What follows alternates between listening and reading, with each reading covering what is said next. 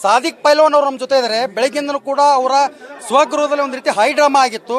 ಅವ್ರನ್ನ ಕೇಳೋಣ, ಕನ್ನಡದಲ್ಲಿ ಉಳಿದಿದ್ದಾರೆ ಏನಂತ ಹೇಳ್ತಾರೆ ಅಂತೇಳಿ. ಸರ್, ಈಗ ದಕ್ಷಿಣ ವಿಧಾನಸಭಾ ಕ್ಷೇತ್ರ ಹೈ ಊಟ ಕ್ಷೇತ್ರ ಅಂತ, ಯಾಕಂದ್ರೆ ನಿಮ್ಮಿಂದ ಏನು ಹೇಳ್ತೀರಿ ನೀವು ಕ್ಷೇತ್ರ ಜನರಿಗೆ? ಏನು ಸವಾಲುಗಳದಾವು? ಒಂದು ದೊಡ್ಡ ಇಡೀ ಕುಟುಂಬ, ರಾಜಕೀಯ ಕುಟುಂಬದ ವಿರುದ್ಧ ತೊಡೆ ತಟ್ಟಿರುವಂಥದ್ದು, ನೀವು ಏನು ಹೇಳ್ತೀರಿ ಸರ್? ಸರ್, ನಾನೇನು ಹೇಳೋದು ಇಷ್ಟಪಡ್ತೇನೆ ಅಂತ ಹೇಳಿದ್ರೆ, ನನ್ನ ಹಿಂದೆ ಮತದಾರ ಅದಾರೆ, ಇನ್ನೊಬ್ಬರಿದ್ರೆ ಆ ಮತದಾರ ಇಲ್ಲ.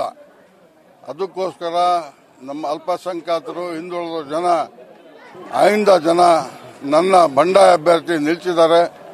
ದಯವಿಟ್ಟು ಮುಂಚಿಂದನೂ ನಿಮ್ಗೆ ಅದೇ ಹೇಳಿದ್ದೀನಿ, ಈಗೂ ನಿಮ್ಗೆ ಹೇಳ್ತಾ ಇದ್ದೀನಿ, ನಾನು ಯಾವ ಕಾರಣಕ್ಕೂ ಯಾರು ಮನವೊಲಿಸಿದ್ರು ನಾನು ಹಿಂದಕ್ಕೆ ಪಡೆದಿಲ್ಲ. ಯಾಕಂತ ಹೇಳಿದ್ರೆ ನಾನು ಸಮಾಜ ನನ್ನ ಜೊತೆಗೆ ನಂಬಿದೆ, ಸಮಾಜಕ್ಕೆ ದೂರ ಬಗೆದಿಲ್ಲ ಅಂತೇಳಿ ನಾನು ಆಶ್ವಾಸನೆ ಕೊಟ್ಟಿದ್ದೇನೆ. ನಾನು ಮೀಟಿಂಗ್ನಲ್ಲೆಲ್ಲ ಹೇಳಿದ್ದೇನೆ, ಸಮಾಜ ನನಗೆ ಬಿಡೋದಿಲ್ಲ ಅಂತಕ್ಕದ್ದು ನನಗೆ ಆಶ್ವಾಸನೆ ಕೊಟ್ಟಿದ್ದಾರೆ.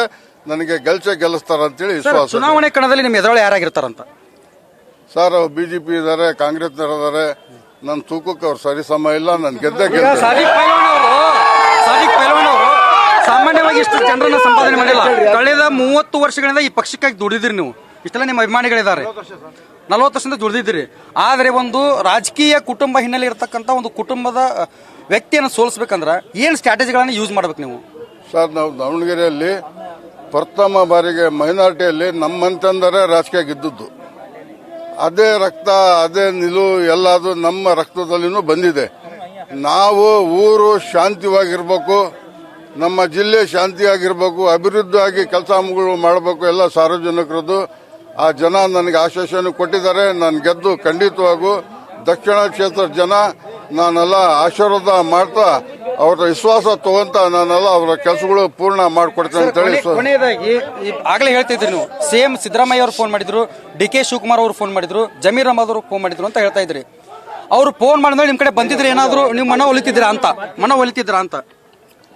ಸರ್, ಯಾರ್ಯಾರೇ ಬಂದು ಏನಾರ ಫೋನಾಗ ಹೇಳಿದ್ರು ನಾವು ಹಿಂದಕ್ಕೆ ಪಡೆದಿಲ್ಲ. ಯಾಕಂತ ಹೇಳಿದ್ರೆ ನಮ್ಮ ಜೊತೆಗೆ ಸಮಾಜ ಇದೆ, ಮೈನಾರಿಟಿ ಇದೆ. ನಾವು ಅವ್ರನ್ನ ಮೋಸ ಮಾಡಿದಾಗ ನಮ್ಮ ಸಮಾಜಕ್ಕೆ ನಾನು ಹಿಂದಕ್ಕೆ ಪಡೆದಿದ್ದರೆ, ಅದಕ್ಕೋಸ್ಕರ ನನಗೆ ಯಾವ ಕಾರಣಕ್ಕೂ ನಾನು ಯಾರ ಮಾತು ಕೇಳಿಲ್ಲ. ನಾನು ರಣರಂಗ ಮೈದಾನದಲ್ಲಿ ಅದೇನೆ ಖಂಡಿತವಾಗಿರ್ತಾನೆ. ನನ್ನ ಗೆಲುವು ಖಚಿತ ಅಂತ ಹೇಳಿ. ಪೈಲ್ವಾನ್ ಅವರ ಗೆಲುವು ಖಚಿತ. ಏನೇನು ಕನಸುಗಳನ್ನು ಕಟ್ಕೊಂಡಿದ್ದೀರಿ ಆ ಕ್ಷೇತ್ರ ಮೇಲೆ? ಒಂದ್ ವೇಳೆ ಗೆದ್ದು ಬಂದ್ರೆ ಏನ್ ನಿಮ್ ಪ್ಲಾನ್ಗಳಂತ? ಸರ್, ಸಾರ್ವಜನಿಕ ಕೆಲಸ ಮಾಡಬೇಕು, ಹಾಸ್ಪಿಟ್ಲ್ ಮಾಡಬೇಕು, ಸ್ಕೂಲ್ಗಳು ಮಾಡಬೇಕು, ಒಳಚರಂಡಿ ಮಾಡಬೇಕು, ಜನಗಳಿಗೆ ಕುಡಿಯೋ ನೀರಿನ ಬಗ್ಗೆ ವ್ಯವಸ್ಥೆ ಮಾಡಬೇಕು, ಸ್ಕೂಲ್ಗಳು ಮಾಡಬೇಕು. ಆಮೇಲೆ ಸಾರ್ವಜನಿಕರಿಗೆ ಒಳ್ಳೇದೇನಾಗ್ತೈತಿ ಅದು ಮಾಡ್ತಕ್ಕದ್ದು ನನ್ನ ರಕ್ತದಲ್ಲಿ ಬಂದಿದೆ. ನಾನು ಖಂಡಿತ ಮಾಡಿಕೊಡ್ತೇನೆ ಅಂತೇಳಿ ಆಶ್ವಾಸನೆ ಕೊಡ್ತೇನೆ. ಸರ್, ಇದಿಷ್ಟು ಏನಂತಂದ್ರೆ ಬಂಡಾಯ ಅಭ್ಯರ್ಥಿಗಿರ್ತಕ್ಕಂಥ ಸಾದಿಕ್ ಪೈಲ್ವಾನ್ ಮಾತು. ಈ ಬಾರಿ ಗೆಲುವು ಖಚಿತ ಅಂತ ಹೇಳಿರುವಂತದ್ದು. ಕ್ಯಾಮರಾಮನ್ ರೋಹಿತ್ ಜೊತೆ ಶಿವಮಡಿವಾಳ, ದಾವಣಗೆರೆ.